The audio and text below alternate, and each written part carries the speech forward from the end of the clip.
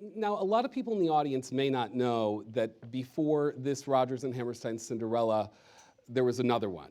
In 1957, CBS did what was an incredibly successful live broadcast, also taped, I believe, Kinescope, with Julie Andrews, which you may know and actually has shown here at the Paley. Charles, I'm hoping that you can take us back and talk to us about when the discussion started to remake Rodgers and Hammerstein's Cinderella again, and why they made that decision. I think, if I recall what Dick Rodgers and Oscar Hammerstein told me, was that they didn't like the first production. They thought it was too jazzy, that it was too updated and not classical. And they were looking for a classical production.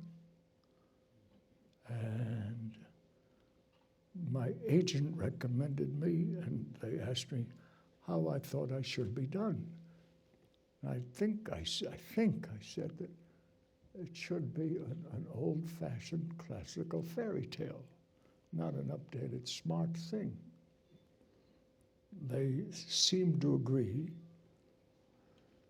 and we started to search for Cinderella. Which was not easy, finding her. Very difficult, really. And I remember we looked and we met and auditioned. Lots of people, very good people. And we went to see a show, I think it was called 110 in the Shade. And there was this bouncy, wonderful, bright, charming, singing, dancing actress. And I said, that's Cinderella. But it didn't go that easily, because the word is, and Lesley Ann, I'm hoping you can give us the story, is that you had your audition with Rodgers, and it didn't go so well the first time. No. I actually auditioned for Charlie and Richard Rodgers and John Green, who was the musical supervisor, and Eugene Loring was there, who was the choreographer. And I was 18, and I was so terrified. And completely overwhelmed. And so I froze, and I gave a really terrible audition. And I left, and they called my manager at the time, and they said, no, thank you. And because Charlie had seen 110, he went to bat for me, and he said, please bring her back. Let her come back. And so they said, okay, and this time, the first audition was in Richard Rodgers' apartment, which was huge. Do you remember? Huge. And they brought me back to the same apartment, but this time, Mr. Rodgers cleared everybody away and took me into his probably study and sat me down on the piano bench next to him and started playing My Funny Valentine, which of course he wrote, and kind of taught me to sing it in the way that he wanted me to sing it. And that was my audition, and then I got the role. Charlie, I hope you can talk to us a little bit about the casting of Stewart, because he actually has a great story about flying to Los Angeles once he got the job, and not even having enough money to sort of, be here. How did you find Stuart Damon?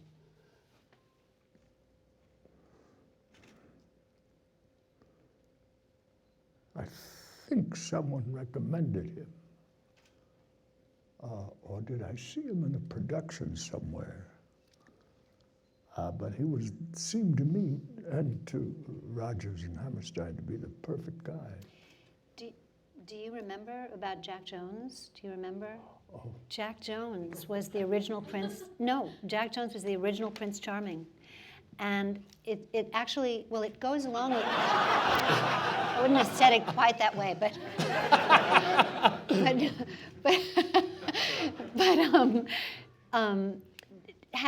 along with what you said about the classical approach, which was really the truth. Richard, when he taught me My Funny Valentine, he knew exactly the meter that he wanted me to sing it in, and is very, very specific about the classic performing of the music. And Jack was improvising and doing a lot of jazz riffs.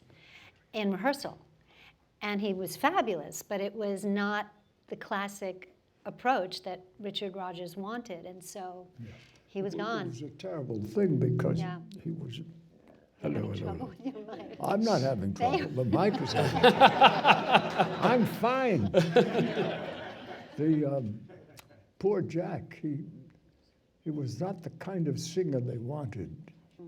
They wanted more of a classical, as you saw, kind of singer. And he was a very pop ballad kind of singer. And it was terrible, just awful. I mean, the poor guy, you know. Yeah. It was awful thing to do. But they replaced him. That's one of the things, and I'm sure that when you go back and look at productions that are sort of their time, you'll see hairstyles that are of their time, or there may be things maybe jazzy, and that's one of the things that strikes me watching this, is that it really could be of any time. You avoided what so many productions ran into. Talk to me a little bit more about working with Rodgers on the way you sang this, because I heard that he was a very loving guy, but it was sort of the one thing that he was really, really particular about was the way that you and Stewart sang these songs. He was. I mean, he was incredibly loving to me. My memories of him are just, fantastic. He was, in those days we would work.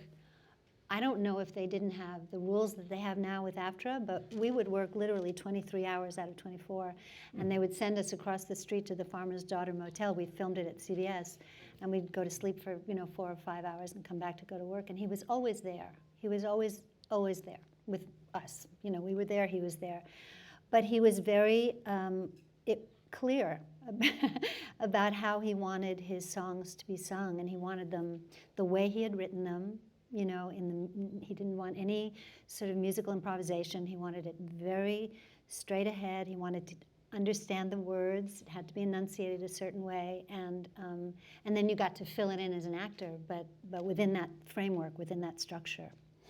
I'm hoping that Wanted them on the beat. Correct. On the beat. No improv, no gliss, nothing. Right. Right. in addition to your Cinderella, you ended up with an extraordinary cast, a slew of Oscar winners, really beyond first rate. I mean, this is the best of the best up there. Talk to me a little bit about gathering all those people. Was it a challenge? Again, a lot of Academy Award winners, and then we're going to get to you dealing with, you're dancing in the same room as Ginger Rogers. But talk to me a little bit about getting those supporting players together, and was it easy? Well, we were very lucky that Ginger Rogers agreed to do it, and so did Walter Pidgeon. And the rest of the people, we looked and auditioned and went around and went to Broadway shows, which is where we found Lesley, 110 in the Shade, if I recall. Lesley, was it intimidating for you to be, with these incredible veteran actors? Absolutely. I mean, it was perfect for Cinderella, though. It was.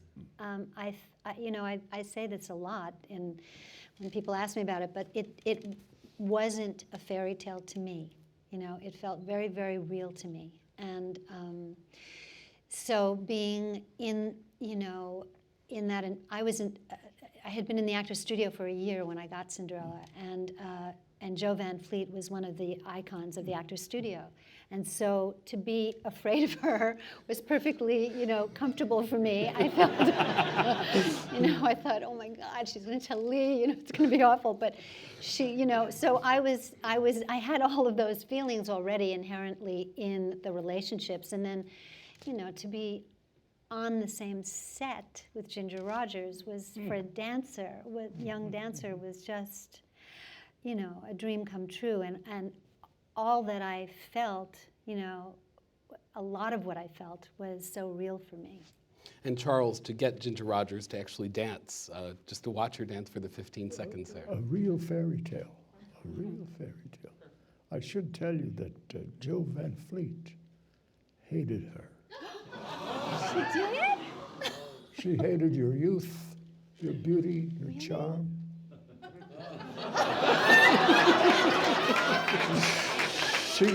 She was jealous. Did she tell you? Mm-hmm.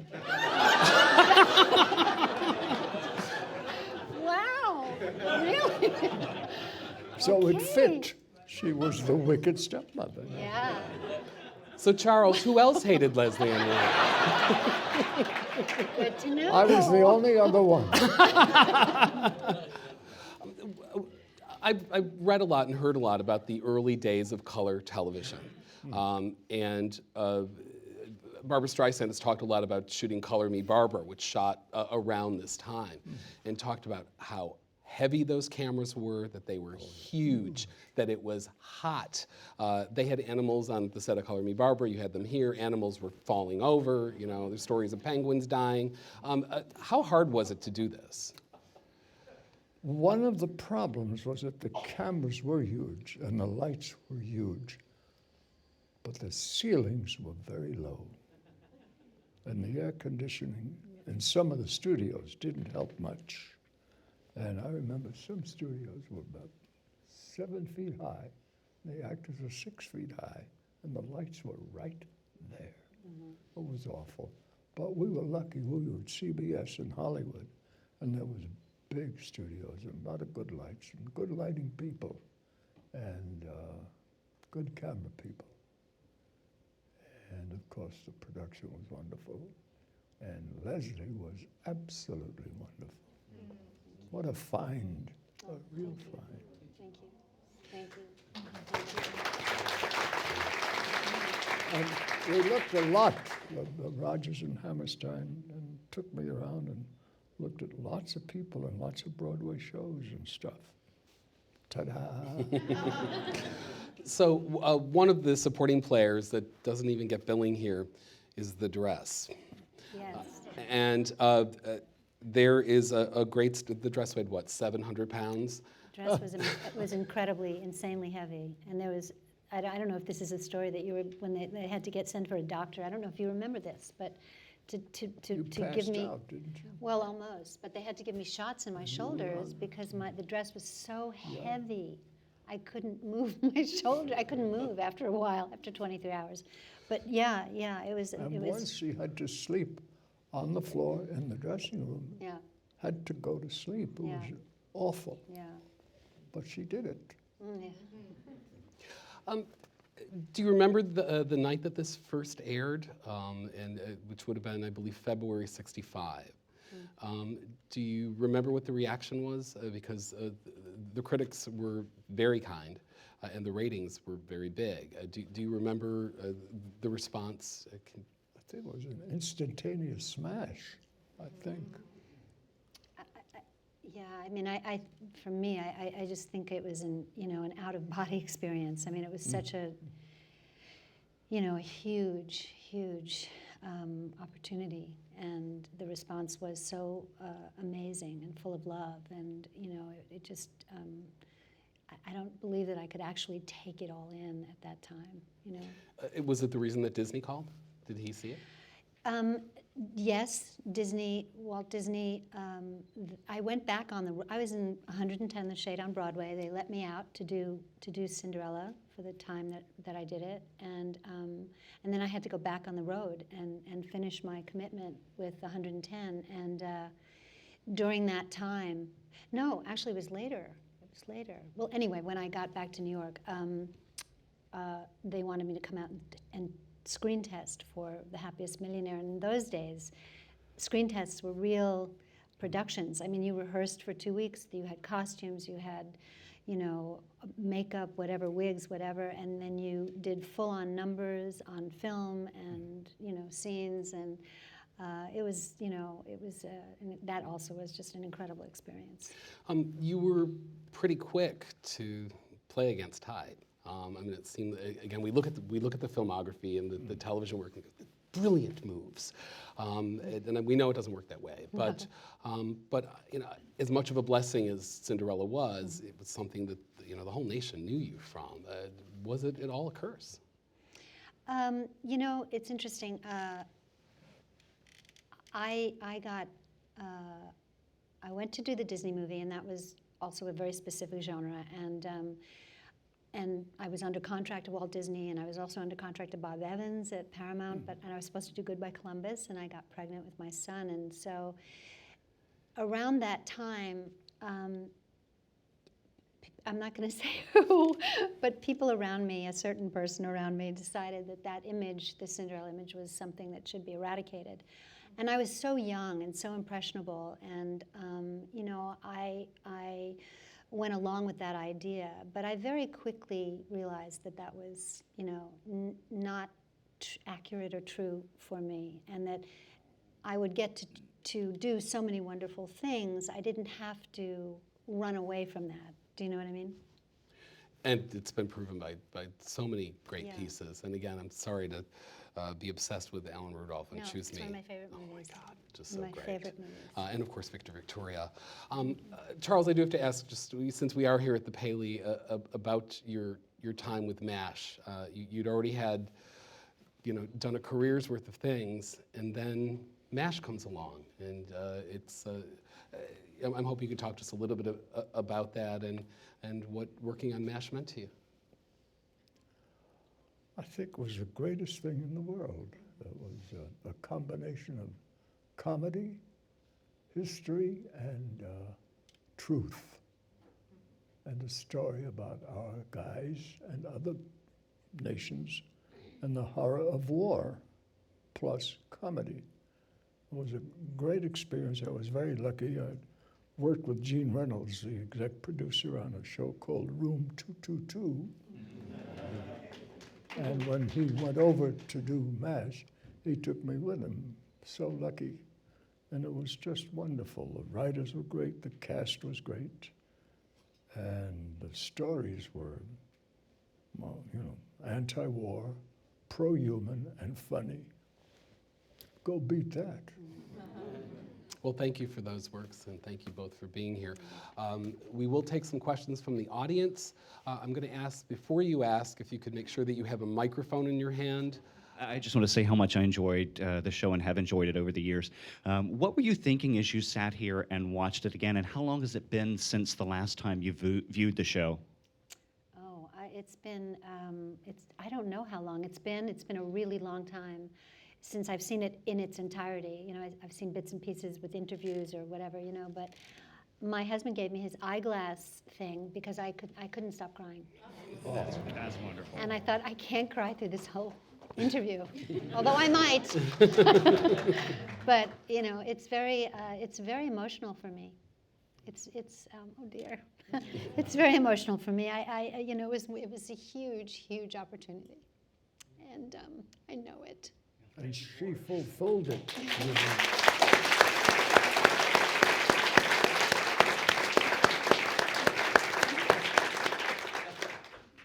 Hi. How long did it take to shoot? I mean, obviously, this version, as compared to the live one, this one was edited.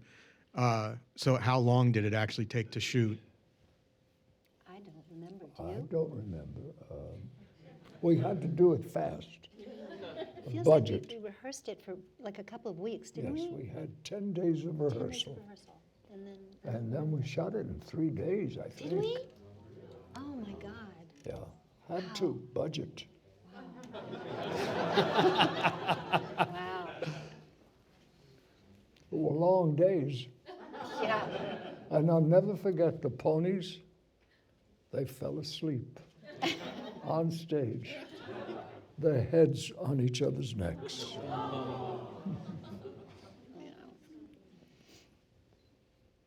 So did the stagehands.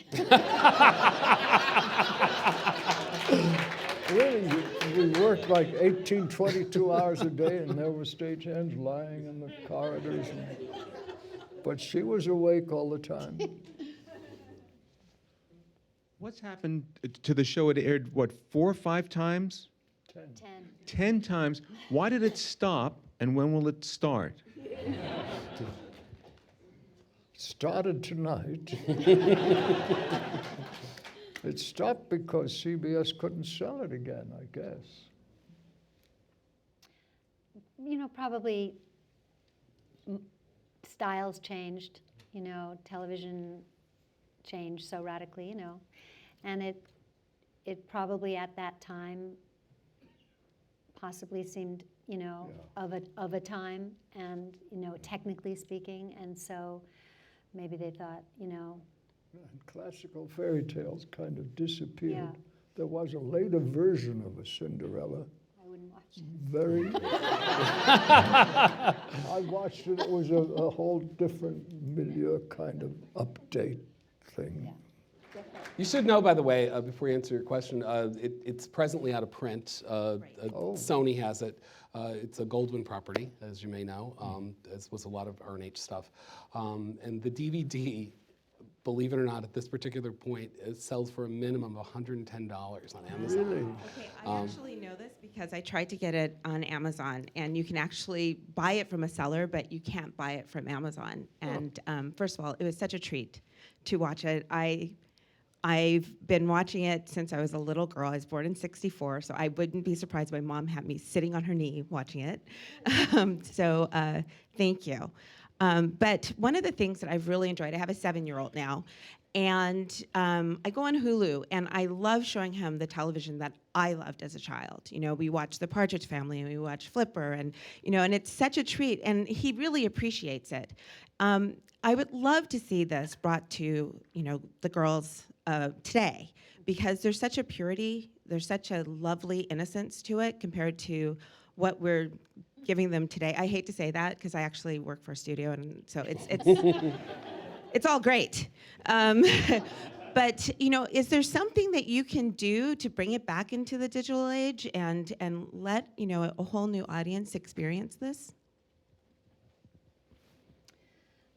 I don't have a clue. I mean, I truly don't know what, you know, I suppose that if enough people requested it, you know, with CBS or whatever, you know, or whomever owns it now, you know, I'm not even sure who that is, but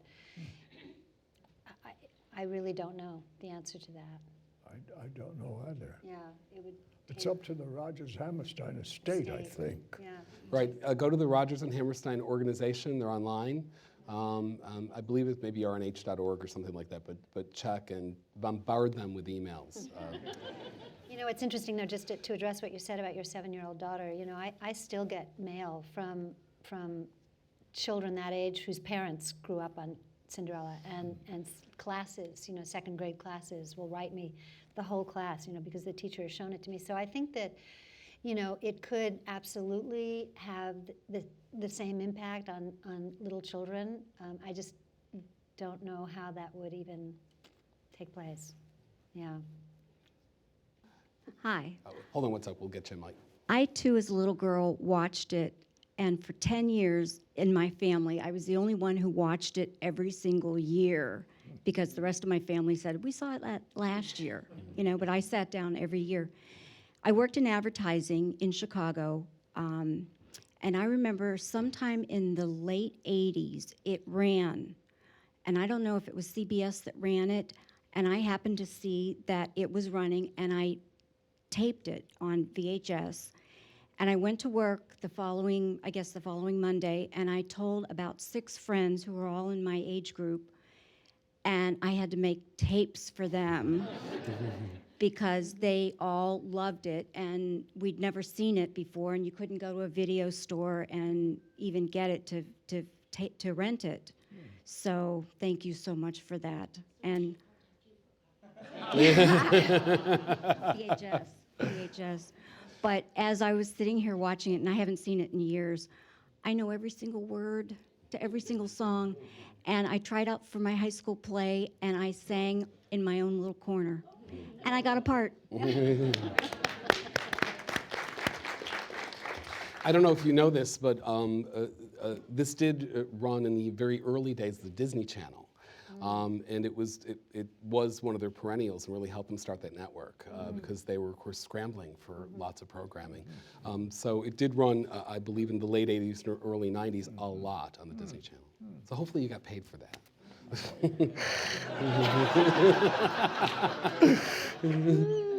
Questions on production in the early days of television, and you partially answer it because it was a 3-day shoot, but I'm wondering how many cameras you had going at one time, and how many takes were the actresses allowed, and under that kind of squeeze and those kind of budgets, and was that typical of early television? And in that genre, or in that era, could you demand, I want it done again, I want it done again? I'm just wondering what the creative process was like at that time. I wasn't doing a lot of demanding of those days. Well, I began early in television. We had 3 cameras, 4 cameras in early television a lot. And when tape came in, we were allowed to do retapes, if that answers your question. Cinderella, we didn't do many, though. I didn't remember that it was a 3-day shoot. I didn't remember that, but I never felt pressured, ever, and that's because of you.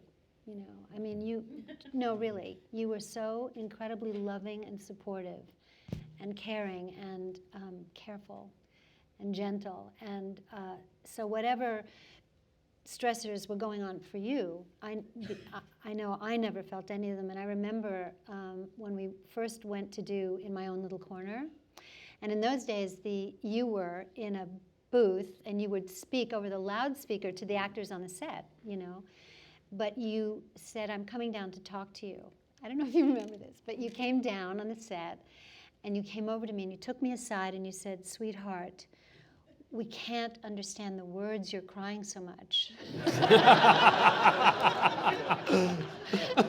I remember that so well. I forgot that. I did not. I forgot And I went that. back and, did it again. But no, I don't remember doing a lot of takes, but I also don't remember ever feeling pressured, One of the interesting things, I mean, you were singing live, yes? Yes, we all were. Yeah, it's funny, I must say, in watching this, it makes me wish the Glee cast would sing live, because I think they can sing, too. Sure. But it really adds a different dynamic here, I'm wondering if it was easier or harder for you. To sing live. Yeah. Then in later years doing it to lip syncing. I mean, look, you feel much safer in a studio recording it and then lip syncing, and obviously but it did, yeah, exactly. It excites you as a alive. performer, It's alive. to be in the moment in all ways. So If you're familiar with the theater, the moment the orchestra begins the overture and you're backstage, wow, it's alive. And as witnessed by tonight, I mean, it was to hear the audience reaction and to hear them applaud after the numbers was like being in a theater. It was really incredible. Hello. I guess I'm one of the more young members of the audience this evening. I was born in '84, and this is the only Cinderella that I've ever known. My mother wanted to fly here from Vermont to join me, and she couldn't believe that this was going on tonight, because every year we watch this together. And a few years ago, I brought the VHS tape that we still have, to college, and all of my friends, one by one, kept pulling in and going, "What is this?" I was like, "How have you never seen this?" And it was really amazing for me to watch them just fall in love with this movie, and just like I got to again tonight, which was wonderful. So thank you so much for coming and being here. thank you.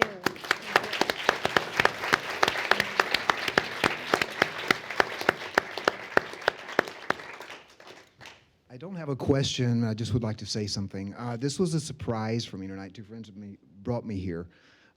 Thank you so much, guys. They've heard me talk about this movie so many years. When I walked in the door, my heart went to my throat because I saw Lesley Ann on the screen, and the whole time I was sitting here, I was holding back the tears because it brought me back to when I was 8 and 9 and 10 years old, laying in front of the TV with my brother and sister, singing these songs. And I just want to say thank you. You will always be my Cinderella.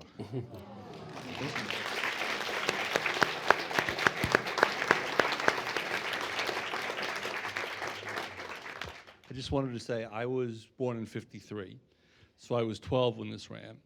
So I went from watching and staring at Annette Funicello in the Mickey Mouse Club to watching you when I was 12, and that's when I knew I would have children.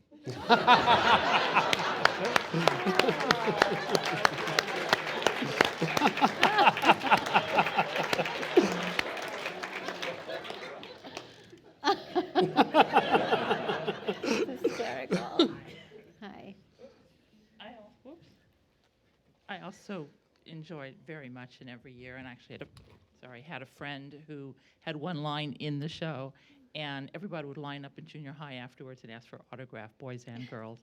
And I was also just curious, because then you went into The Happiest Millionaire.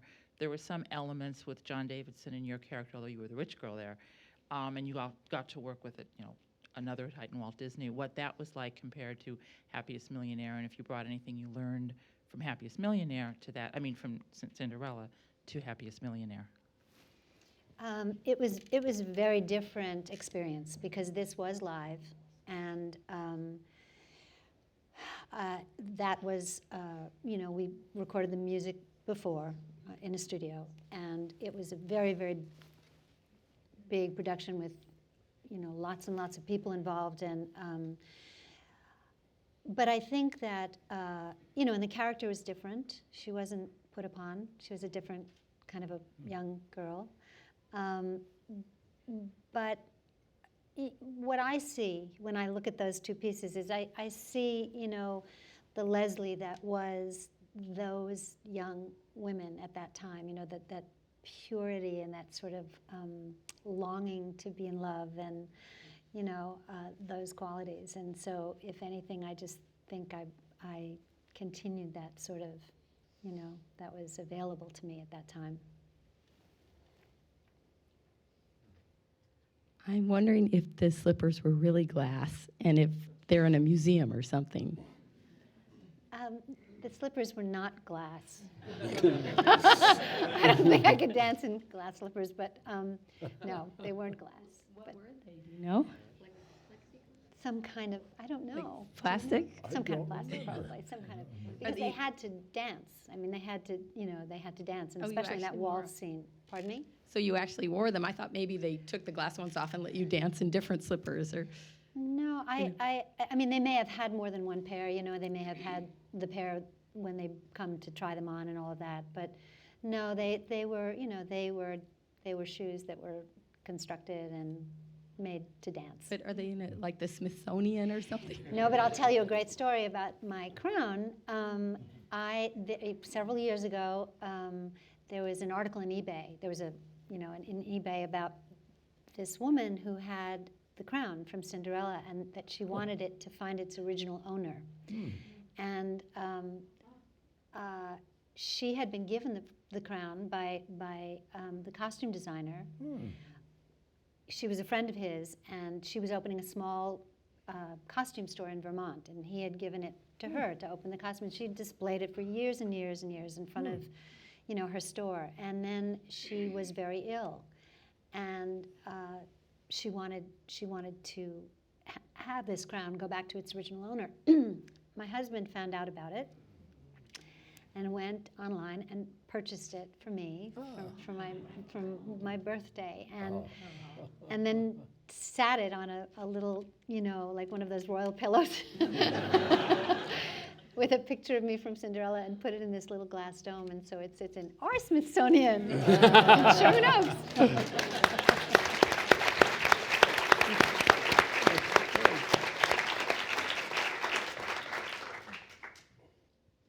Hello. Quick question. I know that you did a lot of films, and one that my wife and I really enjoy is Clue. Yeah. And I was just wondering, how was it to work with all those cast members in such a frantic pace, and just sort of, it looked like you had a lot of fun doing it, so I was just wondering what your experience was with it. It was fantastic. We were out of control. That too, really. We drove the director crazy because we could not stop laughing at each other's stuff. Really, we were, pretty much in hysterics. Some of those, Madeline Kahn and Martin Mull, on and on and on. The cast was Tim Curry. It's such an incredible cast. And the director had us watch His Girl Friday, is it? With Rosalind Russell. Before, as a cast, we went to a screening, and he wanted us to see the pace of that movie and the time and the sort of delivery of that time, and so we all had to get into that that kind of pace, and it was great. We were in that. They built a set at Paramount. They had to break through the ceiling because it was, you know, we had 2 floors in the set, and we were there for 3.5 months shooting it, and on that set. Many, you know, it took place in one night, as you know, so we all had many costumes, the same costume, many changes. And it was just glorious fun. I mean, just amazing, amazing fun. And you know, it's really interesting. I mean, I'll be in some restaurant and some young, really young person will come up to me and be able to recite everything from Clue. You know, it's like they have those midnight showings of Rocky Horror Show. You know, they do that with Clue, so it's really great. It's great. The one person in the cast that you haven't really talked about, and you also mentioned that everyone else besides Walter Pidgeon and Ginger Rogers had to audition, and I'm wondering about Celeste Holm, because at that time, you know, she had been on the Broadway stage for so long. So I'm wondering, number one, did she really have to audition? And number two, how was she to work with? Do you want to talk about it? I don't know about her auditions. Well, she didn't audition. She didn't have to. And she was wonderful. She was just wonderful. Did you think so? Oh, I loved her. She was fabulous to work with. Just fabulous to work with. She liked me. Yeah. I think. Charles? Did she like me? She loved you. Yeah. I'll never forget. She said to me once, you know, because I was crying a lot of it you don't see because you couldn't understand the words. So I'd have to go back and redo it. But there were a lot of tears for me in that character. And I remember she came up to me and she said, "Sweetheart, don't frown so much. Don't smile so much. If you want to have a long career, you can't frown so much and you can't smile so much." Remember, she was very sort of, you know, she was very serene and so professional and so darling and so lovely. And Stuart Damon is hysterically funny. People don't know that about him, but he is hysterically funny, which was a great respite from the work. He made such fun of himself. Yeah, always. We should mention, by the way, Stuart wanted to be here tonight, but he had a family commitment. He really tried to get out of it. Your Prince Charming wanted to be here. Me, along with everybody else, watched this year after year. And I think I am an actor because of you, seeing you when I was a little girl. But we're originally from Albuquerque, and I just wanted to thank you for In Plain Sight. And can you speak to, from an acting standpoint and a family standpoint, the dynamics of you as Jinx and your 2 daughters are tremendous. Can you talk about that a little bit from an acting standpoint or a family, whatever you want to say? I just also want to introduce David Maples, who created the show and who's a brilliant genius. Right there.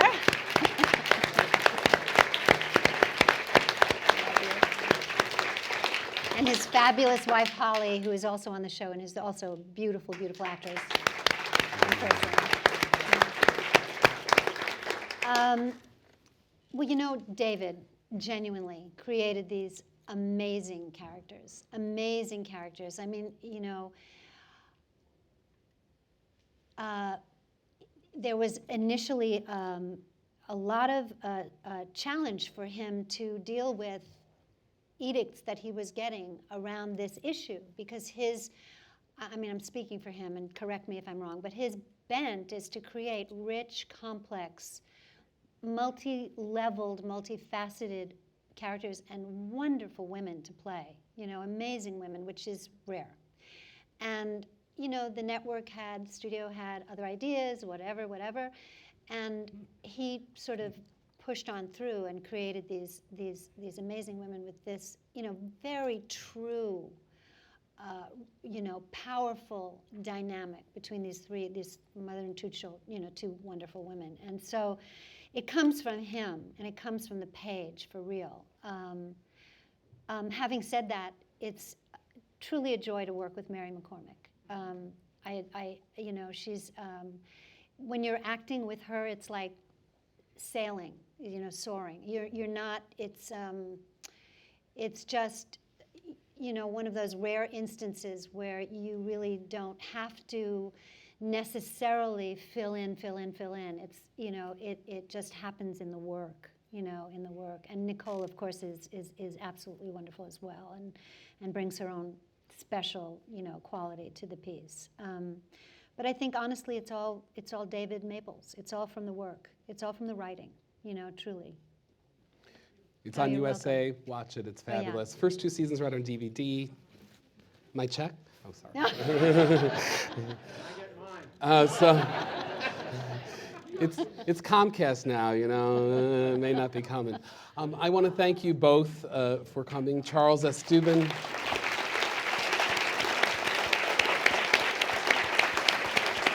And Lesley Ann Warren. Thank you so much.